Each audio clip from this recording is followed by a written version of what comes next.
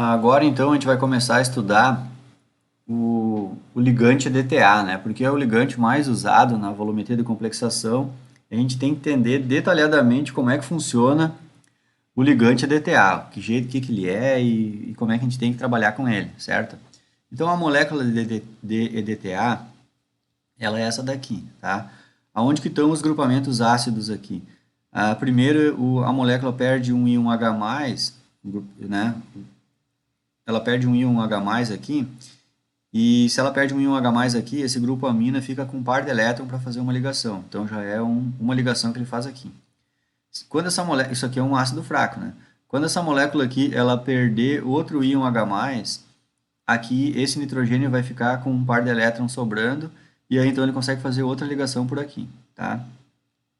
Quando esses grupamentos ácidos aqui, ó, o COOH aqui, quando esse oxigênio perder esse hidrogênio aqui como íon H+, aqui vai ficar um O-, portanto esse oxigênio aqui também é uma extremidade onde ocorre uma das ligações da molécula. Então a gente já deu 3, né?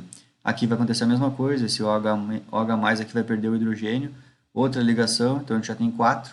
Esse hidrogênio aqui vai perder, esse OH aqui ele vai perder o íon H+ aqui, e esse oxigênio vai ficar negativo, então 5 ligações, e aqui a última. Esse OH aqui, esse hidrogênio vai embora como íon H+, e a gente vai ter o OH- aqui que faz outra ligação. Então percebam que para essa molécula, o EDTA, fazer 6 ligações com o centro metálico, a gente precisa ter desprotonado toda a molécula aqui.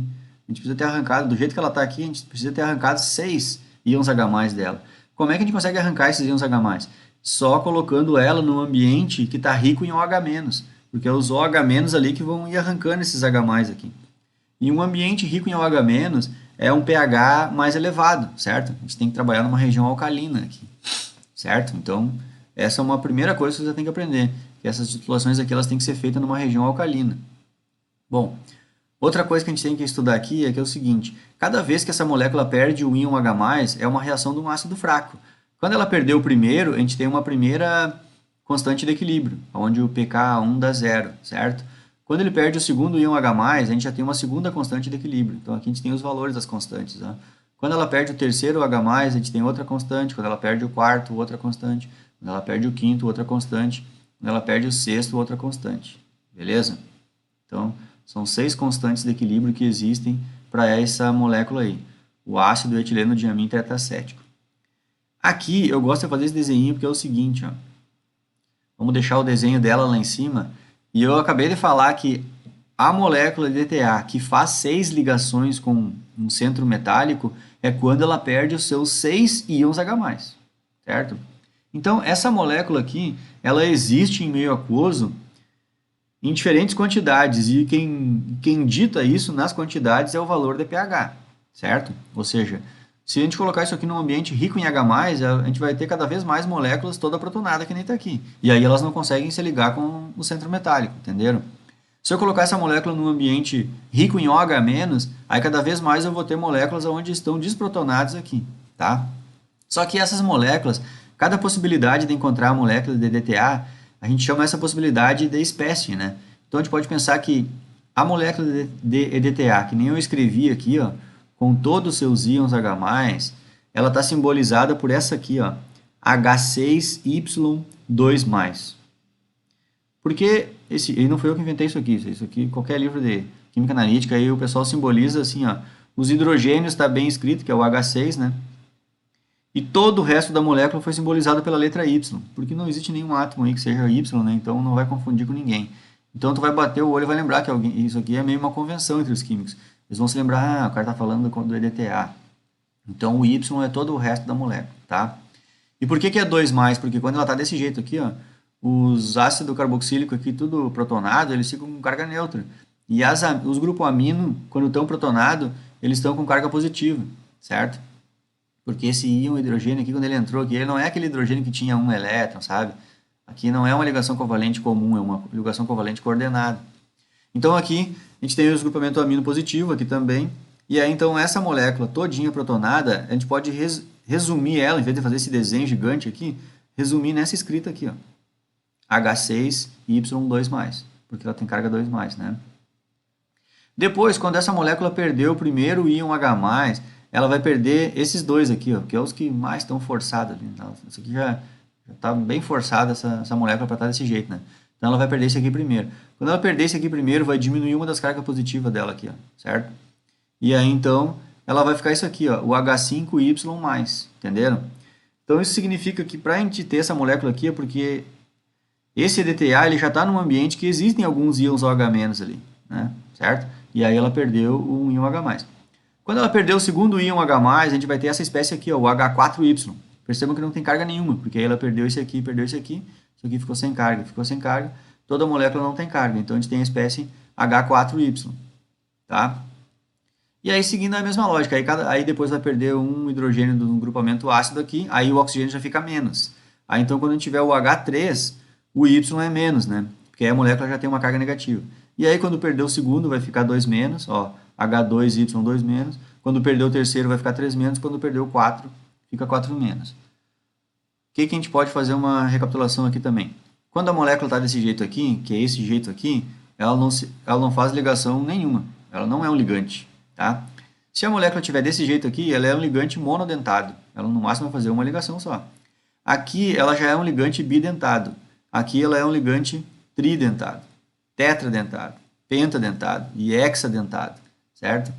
Então, por que eu desenhei esse Erlenmeyer aqui? Para botar na cabeça de vocês que quando a gente prepara uma solução de EDTA e coloca no Erlenmeyer em meio aquoso, como é que eu vou saber qual é a quantidade que eu tenho desses íons dentro do becker? Existe toda essa salada de fruta aqui. E sabe quem é que diz isso para a gente? O pH da solução. E como é que eu faço o cálculo isso? Aí é que vai ser meu próximo slide, né? Mas antes de eu ir para o próximo slide, eu quero dizer uma coisa para vocês. O químico, ele só está interessado nesse cara aqui, ó. Todo o resto não nos interessa.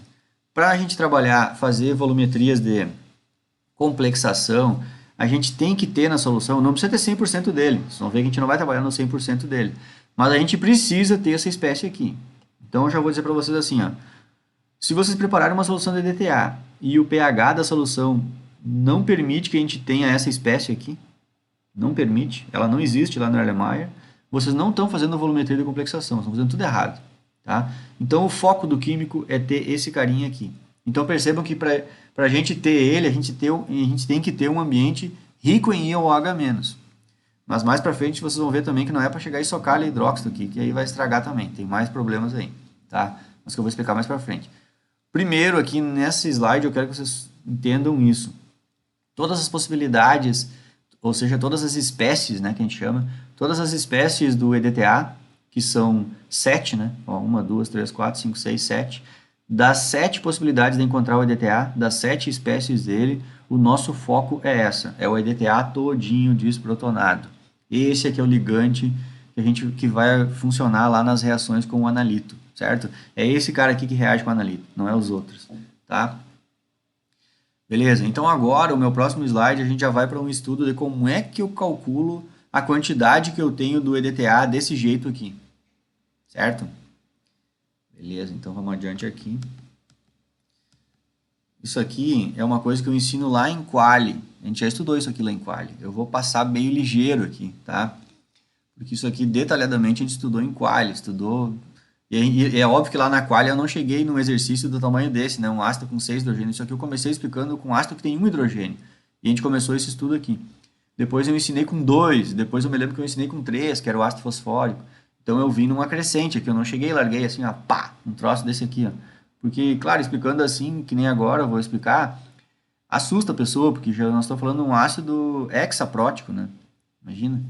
Então, fica de assustar, mas só que isso aqui já é um estudo que eu imagino que todos vocês já fizeram a quali, já passaram, então já viram, né? E se for meu aluno, então tenho certeza que vocês viram, que foi eu que dei aula. Então, só que agora não adianta, né? Nós vamos pegar todo aquele conhecimento lá da quali e a gente vai aplicar aqui para o EDTA. Então, assim, ó, vamos lá. Se aquilo, eu escrevi 6 reações de ionização aqui, ó. Se o EDTA, esse aqui é o EDTA todo protonado, né? Quando o EDTA perde o seu primeiro íon H+, isso já é uma constante de equilíbrio. Bem fácil de entender aqui, tá? Vamos lá. E essa constante de equilíbrio é isso daqui, concentração dos produtos dividido por concentração dos reagentes. Aí, esse produto aqui, que é o H5+, ele ainda pode perder outro íon H+, né? Então, vocês pegaram a lógica já. E aí, então, quando isso acontecer, é uma outra reação. E essa outra reação é chamada de Ka2, que é quando o ácido perde o seu segundo íon H+. Então ele perde o segundo íon H+, transforma nessa espécie, e esse aqui são os reagentes, daqui os reagentes, né? Ó, constante de equilíbrio é produto dividido por concentração dos reagentes. Aí essa celeuma aqui segue, ó. Quando essa espécie aqui perde o seu outro íon H+, é a terceira constante de equilíbrio. Então a gente faz a mesma coisa, constante de produto por concentração dos reagentes. Concentração de produtos, aliás, né? Por concentração de reagentes. Aí quando essa espécie aqui perde o seu outro íon H+, é a quarta reação de ionização, ou outra constante de equilíbrio. Quando essa espécie perde mais um íon H+, é a quinta reação de ionização de DTA. Está aqui a sua quinta constante de equilíbrio. E aqui, quando ele perde o seu último íon H+, está aqui a última constante de equilíbrio dele. Certo? Então, como a gente sabe que esse ácido aí, ele tem 5 constantes de equilíbrio, se eu quiser calcular o alfa, lembra que o alfa é o grau de ionização de uma espécie, ou seja, esse grau aqui que é o alfa, o grau quer dizer a fração. A fração. Fração é, na verdade, é a porcentagem. Quantos por cento eu tenho daquela espécie, sabe? Deixa eu tentar ser bem simplório aqui, para não ficar só na explicação da química, porque, né? Vamos pensar assim, ó, o que é a fração, né? Eu vejo que muita gente tem dificuldade em entender isso aqui. Aqui seria... Vamos pensar em dinheiro, galera, e todo mundo no ensino superior, vamos pensar em dinheiro. E aqui tu tem o teu dinheiro do mês, né? Vamos pensar que tu gaste o teu dinheiro do mês em 6 coisas. Isso aqui tu gastou nisso, parte do teu dinheiro tu gasta nisso, parte do teu dinheiro tu gasta nisso, parte do teu dinheiro tu gasta nisso, parte do dinheiro tu gasta nisso, parte do dinheiro tu gasta nisso. Qual que é o todo de dinheiro que tu tem no mês que tu gasta? O todo é somar tudo isso aqui, né? Esse é o teu todo de dinheiro, certo? Beleza? Beleza. Se eu quiser te perguntar assim, ô fulano, perceba, eu não quero te perguntar quanto que tu gasta nessa atividade aqui. Ó. Isso aqui seria uma atividade tua que tu gasta dinheiro no mês, tá? Eu não quero te perguntar, eu não quero ser indiscreto, digamos assim, quanto que tu gasta fazendo tal coisa. Vamos ver isso aqui, quanto tu toma cerveja no mês ali, no bar lá. Quanto que tu gasta nisso, né? Então eu não quero te perguntar quanto que tu gasta em cerveja no mês. Mas eu te pergunto assim, ó, qual é a porcentagem do teu salário que tu gasta em cerveja, entenderam? É a porcentagem. Se tu fosse fazer esse cálculo daqui, quanto que tu gasta, seria muito simples, basta tu pegar o valor numérico, aí é o dinheiro, né? Para te meio de responder, tu pode pegar o valor numérico em dinheiro, né? E colocar aqui em cima, e dividir pelo valor numérico de quanto tu gasta em todas as atividades, que é a soma de todas as atividades. E essa conta aqui, ela vai dar um número que vai dar 0, alguma coisa. Né? Sempre vai dar um número entre 0 e 1. Tipo assim, se tu não gasta nada de dinheiro nessa atividade, tu diz, não, eu não bebo, eu não... Então tu vai fazer uma conta que é 0 dividido pelo teu dinheiro, então isso vai dar 0. Então significa que tu gasta 0%, né, tomando cerveja. Agora se tu virou um alcoólatra, todo o teu dinheiro tá gastando em cerveja, esse exemplo ficou bom. Se todo o teu dinheiro tá gastando em cerveja, tu vai colocar todo o teu dinheiro aqui, e as outras atividades tu não tá gastando nada, e tu vai dividir todo o teu dinheiro por todo, e vai dar quanto a conta? Entenderam? Então essa fração, esse alfa aqui, é uma fração que ele varia sempre entre 0 e 1, certo? Bom, só que aqui voltando ao meu exemplo aqui para a química, a gente pode pensar nas espécies, então. Qual é a quantidade que eu tenho dessa espécie de DTA? Qual é a quantidade que eu tenho dessa? Qual é a quantidade que eu tenho dessa? Qual é a quantidade? E assim por diante. Só que eu posso não querer saber assim, ó, a quantidade, porque saber a quantidade aí eu ver a concentração, entenderam? Eu quero saber, qual é a concentração desse, qual é a concentração desse. Não, eu não estou muito afim da concentração agora. Eu quero saber em porcentagem. Eu quero que me diga assim, ó, que nem essa imagem do Becker aqui, ó. Eu quero que tu chegue nesse Becker e me diga assim, ó, quantos por cento eu tenho desse, quantos por cento eu tenho desse, quantos por cento... Entendesse? Entenderam? É a porcentagem. De modo que somando essas porcentagens bate o 100%, uma coisa bem óbvia, né? Então esse é o estudo desse alfa aqui, porque o alfa ele nos diz a porcentagem, a fração. Então, acho que agora todo mundo já entendeu bem, né? Para me calcular a fração de uma espécie, eu tenho que fazer esse cálculo aqui. Eu tenho que pegar a concentração dela e dividir pela concentração de todas as outras, inclusive ela, que é a soma de todas. Né? Então, esse aqui é o jeito de fazer a fração de uma espécie ali. E eu vou começar meu exemplo aqui pegando, inclusive, a espécie que menos nos interessa. Né? Mas eu vou usar ela para explicar a lógica aqui dos cálculos. Então, vou parar esse vídeo e sigo no próximo.